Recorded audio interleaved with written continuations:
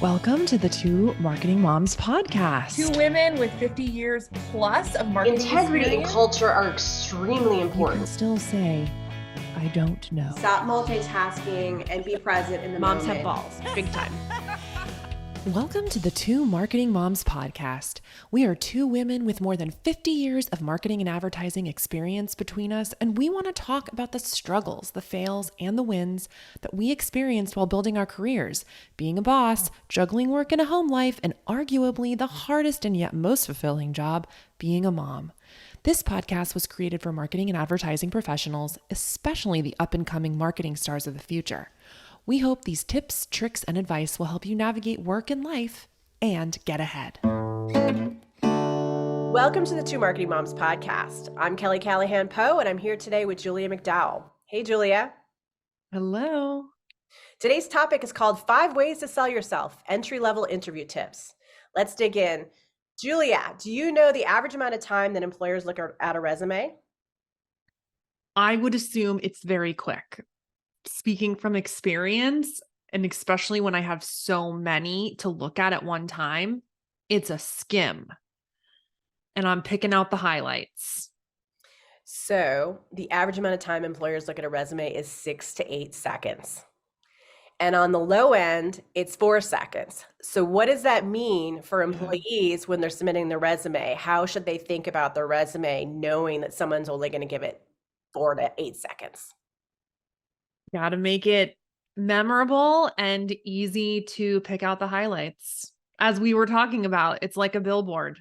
Think of it as a billboard. You are going down the highway at 60 miles per hour and you get a headline.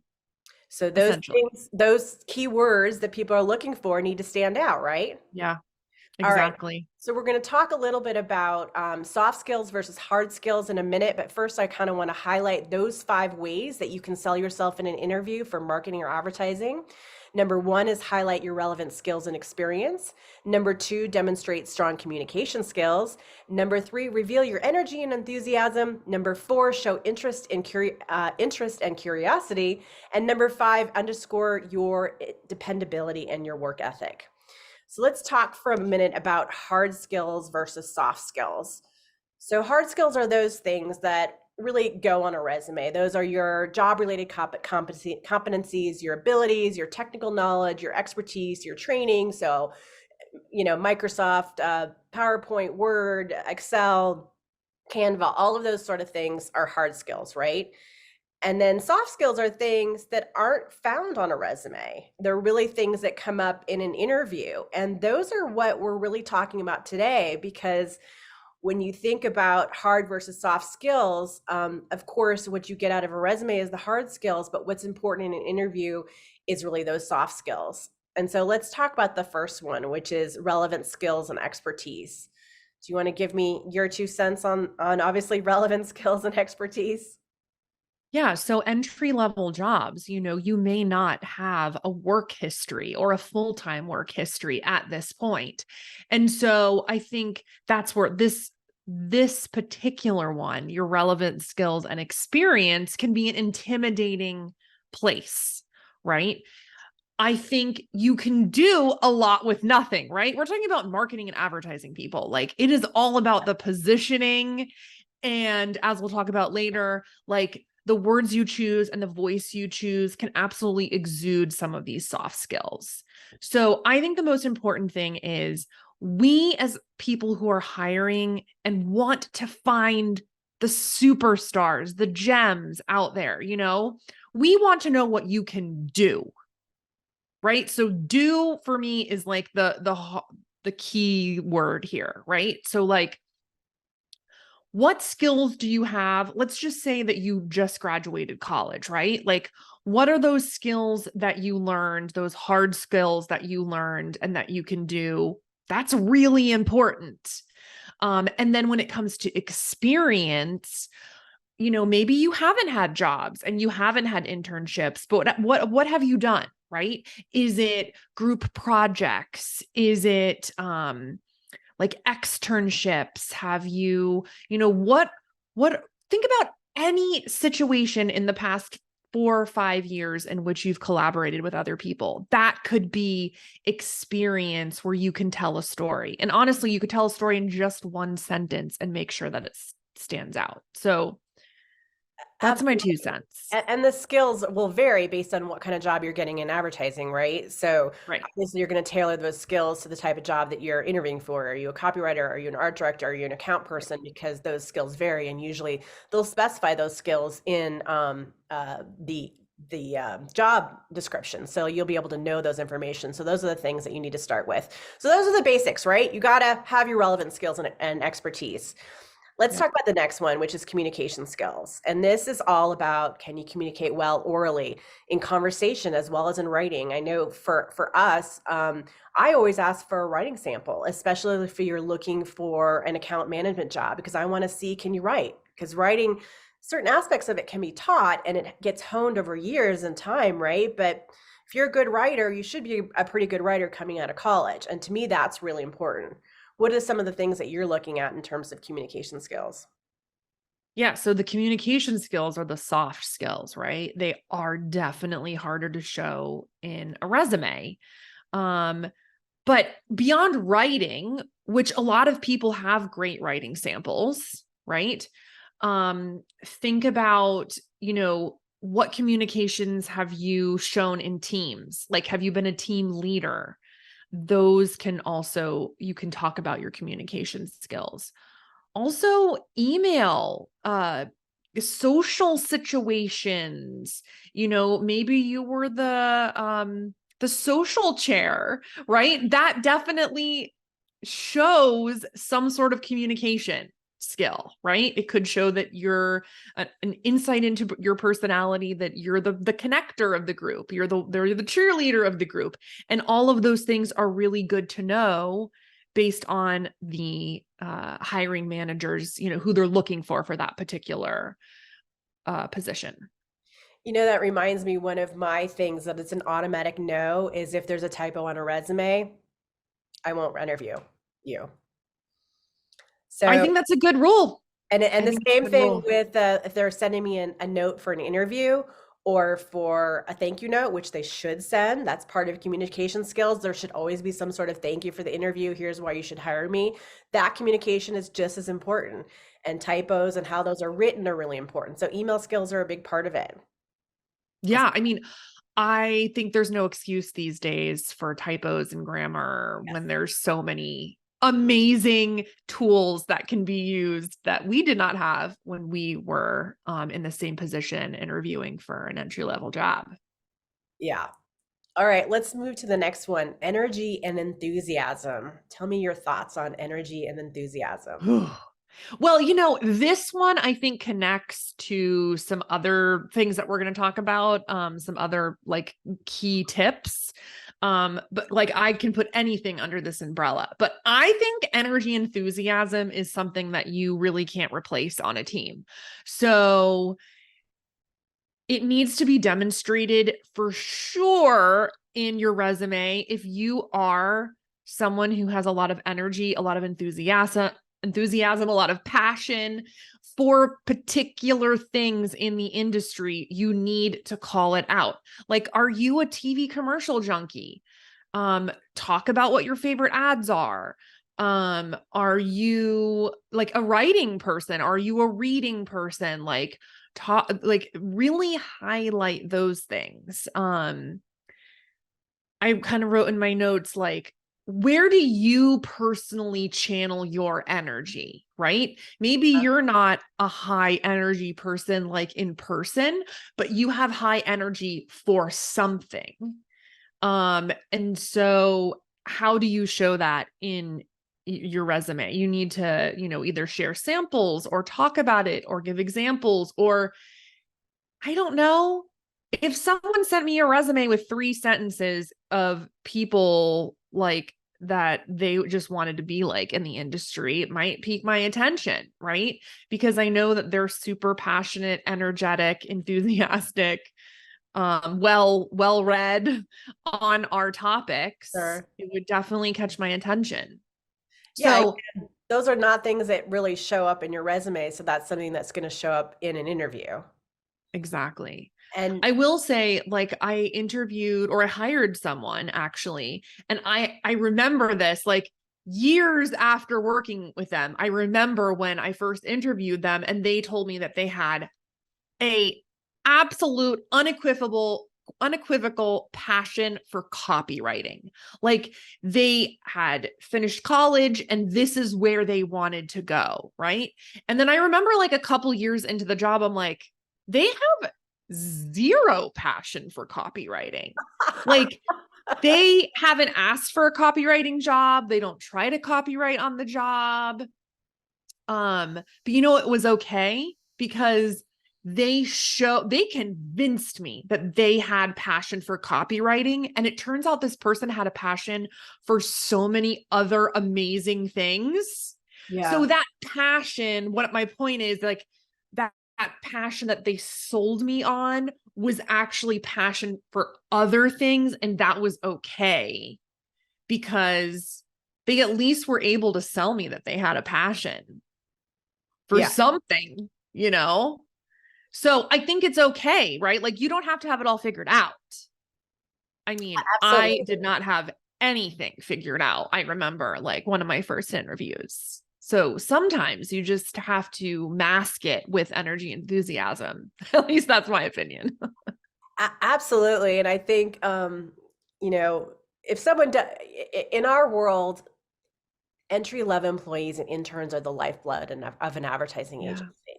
And so that's why we hire young people, because they are the juniors of the world that really give us those ideas and that energy level that kind of brings the agency up a little bit, or up significantly. And so energy to me is kind of like the bare minimum, but beyond that, enthusiasm. Do they care about the job? Are they enthusiastic about this particular, position? So to me, that's really important. Oh my gosh, yes. That kind of goes into, like, one of my little bonus tips that we weren't going to talk about, but, like, you have to have enthusiasm for this job that you're interviewing for or that you're submitting your resume for. You have to do your homework. Yes. Who is the company? Who is the hiring manager?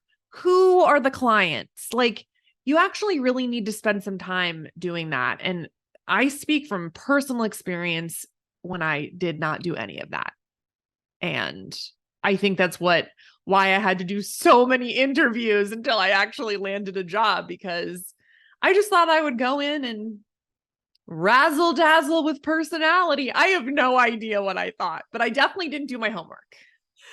Well, that leads really well into the next tip, which was demonstrated interest and curiosity. Yeah. So doing your basic homework is kind of the bottom line. And if you haven't looked at our resume at the internet website of the company that you're interviewing for, and you haven't looked at their social channels, and you don't have a basic idea of what they do and who they are, that is a problem. You should be able to, you shouldn't be asking questions that can be answered on the website. So, we want people to be able to come in and have that basic knowledge from looking at our site and be able to parrot some of those things back to us. But also, there's got to be some sort of curiosity of what else was not there that you're curious about. I mean, again, it is so easy these days to be able to come up with this curiosity, because you can look at someone's LinkedIn and come up with 10 questions that you would ask them about their own previous experience. You can, websites now have so much information. Just Google you or I, and there's probably a lot of information that they could know before they were interviewing with us in particular. So that is, you're right, bare minimum. Yeah. I don't want to spend 30 minutes of the interview explaining what we do. You should have a general idea already. Exactly.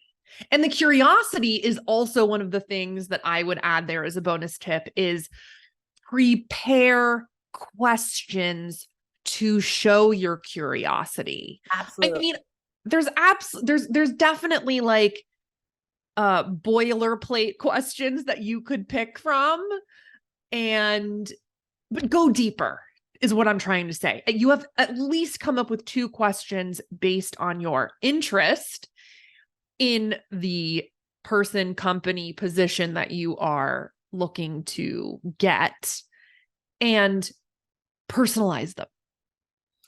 One little tip that I'll add is I'm always impressed by people who ask, so what's a day in a life of your job look like? Or what's a day in a life of the job that I'm going to take look like? And then they get to dig into a little bit more of, what are the tasks and what are the things that you'll be working on? So that's a question that I love, and maybe one that you can add to your repertoire. Ooh, hot take right there. All right, our fifth one is dependability and work ethic. This is a hard one to show. How do you think you can show dependability and work ethic? Because it is extremely important. Yeah, this one's another soft skill. Well, I'll tell you from my personal POV on this is that the way that I would show this is through my previous experience, right? So like personally, I had internships at major well-known places throughout college. So I felt like I was showing that I was dependable, that I had work ethic by taking on these different roles and being interested and curious in different roles and different industries. So, maybe someone hasn't had that type of experience, but you've got to find somewhere in your history, even though it may be brief, to demonstrate what that dependability is. Through a story that you're telling about a project you worked on, a deadline you met, all of those sort of things, right? Totally. All right, so those are our 5, but I have a bonus 5. Would you like to hear the bonus 5? I would love. Okay. Number 1 of the bonus 5 is demonstrating that you have a positive attitude and self-confidence. Thoughts? Yeah, I mean, this is a soft skill. I think that smart interviewers like me and you, who would be interviewing someone, we can ask questions to suss this out, right? Like, here's something I wanted to bring up was, like I've heard so many people talk about when a hiring manager asks you, like, when's one time that you ran into a challenging thing, or when did you fail? And you know what I mean? And then the interviewee comes back with a way to spin it in a positive way. And like, that would totally be me. Right. But like nowadays, I love someone who's like, yeah, it was a total fail and it was my fault. But here's what I learned. And we picked up the pieces and we kept moving on. So like, I guess a positive attitude with realism and honesty mixed in there. I mean, I'm sure there are people that could tell a really sad story and try to keep it positive and it's still sad based on their response. And then what about confidence? Because that's a tricky one. For entry level. You got to go back, especially if you're a young woman. You got to go back to that episode where you talked about that. What was that one, Kelly? You were talking about your power poses and yes. Remember that? Yes. You got to go back to all those things. Be your own hype girl and guy. Correct. That's how you do the confidence. That's how you get the confidence. And I mean, listen, no one can give that to you. Well, and again, there's probably the assumption this is an entry-level job. I shouldn't have confidence because I don't know anything yet. But you have to have some general self-confidence enough to be there and to be there in the room and be confident enough that you can get the job.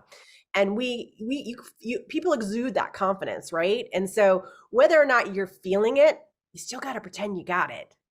You know what I mean? Okay, so here's a question though, Kelly. I feel like, there's so many articles out there about imposter syndrome, right? Like everyone knows about imposter syndrome. And so many people now feel empowered to get over that hump, right? So I honestly feel like now I encounter people, especially young people, that are overconfident, and it is a huge turnoff for me. I absolutely agree with that. And if you are too overconfident, that's a definitive no, because then it's like, okay, are you going to be able to work with other people? Are you going to be able to work with me? Are you going to take directions? So there's a delicate balance there on that one. Like, I don't want someone coming in acting like they have the experience, that they have the, you know, I'm just like a 50-year-old person wrapped up in a 22-year-old body. No, you actually aren't. As you said before, we are looking for young, energetic, fresh ideas. We want you to be confident. Read all about imposter syndrome, get over it, but don't be overconfident. Yes. I don't want you to tell me that you can be the next creative director, media director, and A+ account manager all in one in an entry-level position. Yeah. All right. Well, that's a good one. So the next one is drive and passion. Mm. I will say that in one of my first interviews, it was an interview for Ogilvy. I don't think I've ever told this story. And I go into the interview and I was like so underprepared. It was ridiculous. But I came in so naive to that. And one of the questions was like, what's your favorite current ad campaign? I had no answers. I mean, of course I paid attention to ads. Of course I loved advertising. That's why I wanted to do it. But I actually wasn't interested in, I didn't pay enough attention, right? Like that wasn't my passion. Yeah. And so I give a totally terrible answer. Like looking back, I probably should have been like, I mean, at the time I wasn't really passionate about brands. I was really passionate about the back end of the brand. I was passionate about like, how do you come up with the ideas to then, how do you put them into, production and get them out to the TV stations? That's what I was most interested in. I wasn't interested in like, being enamored with brands. And I should have been honest. And instead I think I said like, oh yeah, I really like Bud Light. Like, who am I? Why would I ever say that? So I think you just have to be authentic to your own drive and passion. Yeah. And like, especially when it comes to questioning, like, don't be thrown off by that. Yeah. I mean, for me, drive is about following through. It's about going the extra mile, kind of striving for personal excellence. It's about caring about what you're working on. So for example, both you and I do nonprofit marketing. So are you excited about nonprofit marketing or whatever industry it is that you're interviewing for? If you can kind of demonstrate that passion, if it's a car account, I'm a huge fan of your cars. This is why. So these are, again, soft skills, storytelling. It's kind of describing, some of the things that make you, right? And those come out. It could be hobbies. It could be volunteer work. Right. It could be a wide range of things. But I think those two things are again, a soft skills that are very important. So the next one is a really important one. And I didn't put it in the first section because it's very difficult to show in an entry-level job, but there are ways that you can show it. And that is through your schoolwork and your time in college, teamwork and collaboration. What are your thoughts? Yeah, I feel like this can filter into your skills, your experience. This also can filter into showing strong communication skills. So I think some of these are like baked in to one another. It's a hard one, but I mean, come on, I don't think there's any business school or advertising program that doesn't have intense collaboration and teamwork as part of the curriculum. So I think most students would not have a very hard time demonstrating some examples. So have one or two of those stories in the back of your mind. Exactly. Just in case. The next one's an obvious one for advertising and marketing, and that's creativity. Mm-hmm. I So love an uber creative person, you know? I mean, I just love a quirky person. Um, yeah. I mean, before I before I came to working full-time in at an ad agency, I was a corporate concierge. that's And right. part of that was creating flyers, right? So we were like in the flyer business, you know, flyers for what was happening. It was like this huge 5-mile radius business park. And so we were always making flyers, like flyers for Valentine's Day, things that we were doing special for that, events, specials in the area, all sorts of stuff. And so I remember walking into that interview and I showed all of my flyers. I was like, this shows my creativity. Like that was my creative outlet. And I remember my mentor being like, oh, those are so sweet. We will teach you about good design. Oh. But I came in there with confidence, showing that I had passion for this. This is how I was able to have a creative outlet in my current position. And I had made no apologies. So it probably worked in my favor. I also had a portfolio of work that I did in college, and I shared that as well, and from my internships. And I think you can also show creativity with your resume. I mean, I've seen the ones that are really fun with like infographics. I mean, there's so many different things that you can I do with know. your resume to show creativity, and it shouldn't just be a boring black and white piece of paper. So, I mean, listen, if you are getting a job with the government, with more corporate, you can't do any of that. In our industry, you absolutely can. yeah, you know what I was wondering, because my sons are now interviewing for internships, and I said, yes, you have your traditional resume, but why don't you just send them a video? Why doesn't that Yeah. occur to more people? Why not send a video? Yeah. Hey, here's me. Here's demonstrate your enthusiasm that way, demonstrate your passion, um, and your creativity by trying to kind of jump outside the box and jump outside the resume, right? So I hope we see something 100%. like that at some point. All right, the last one we did an entire episode on, and it's actually our number one episode of all time, how to develop your own personal brand. So, personal branding. What is your opinion about people that have a personal brand, and how can students show their own personal brand? Well, okay, so I'll answer that last one last, but I think the most important thing about having a personal brand, especially in an entry level position, is that your personal brand does not overshadow the opportunity that you're looking for. Like, I'm not really interested in hiring someone whose personal brand is so strong, like that it would become bigger than the actual position that they are looking for. Sure. So that's my number one like kind of disclaimer about personal brand. On the other hand, I think a personal brand, if created correctly, especially for an entry level person, it can really showcase your confidence, your positive attitude, your passion, your creativity.